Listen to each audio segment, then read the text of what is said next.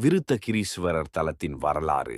படைப்பின் போது பிரம்மா கேட்டதற்கு இணங்க சிவன் உலகை படைக்க மலையாக தோன்றியதால் இந்த பழமலைநாதர் கோயில் விருத்தகிரி என்ற மலையை உருவாக்கியது. இந்த தலத்தின் சிறப்பு விருத்தாசலம் என்ற பெயர். மணிமுத்தாற்றில் நீராடி பழமலைநாதரை வணங்கினால் காசியில் நீராடி விஸ்வநாதரை வழிபட்ட பலன் கிடைக்கும் என்பதால் விருத்தகாசி என்றும் அழைக்கப்படுகிறது. இது மூன்று சிறப்புகளைக் கொண்ட தலம், அதாவது மூர்த்தி, தலம், தீர்த்தம் சிறப்புகளைக் கொண்டது. தல வரலாறு. படைப்பின் போது பிரம்மா பூமியை உருவாக்க நினைத்து நீரை உண்டாக்கினார்.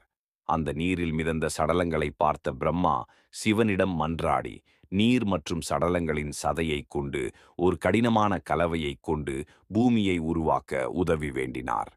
அதற்கிணங்க சிவபெருமான் ஒரு மலை உருவில் தோன்றினார். இதுவே பழமலை விருத்தகிரி ஆனது. இந்த மலையில் பிரம்மாவிற்கு இடம் இல்லாததால் அவர் வருத்தமாக இருந்தபோது பிரணவதேவன் தோன்றி உண்மையை கூறினார். இந்த கதை காரணமாக இத்தலம் பழமலைநாதர் கோயில் என்று அழைக்கப்படுகிறது. தலத்தின் சிறப்புகள். மூர்த்தி விருத்தகிரீஸ்வரர், பழமலைநாதர்.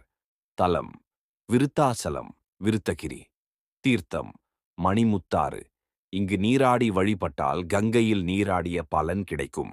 விருத்தகாசி. காசியைப் போலவே விருத்தாசலமும் ஒரு முக்தி தலமாகும். விருத்தாசலத்தில் மணிமுத்தாற்றில் நீராடி பழமலைநாதரை வழிபட்டால் காசியில் நீராடி விஸ்வநாதரை வழிபட்ட பலன் கிடைக்கும் என்பது ஐதீகம். இதனால் இந்த தலம் விருத்தகாசி என்றும் அழைக்கப்படுகிறது. காசியை விட வீசம் அதிகம் விருத்தகாசி என்று ஒரு பழமொழியும் உண்டு.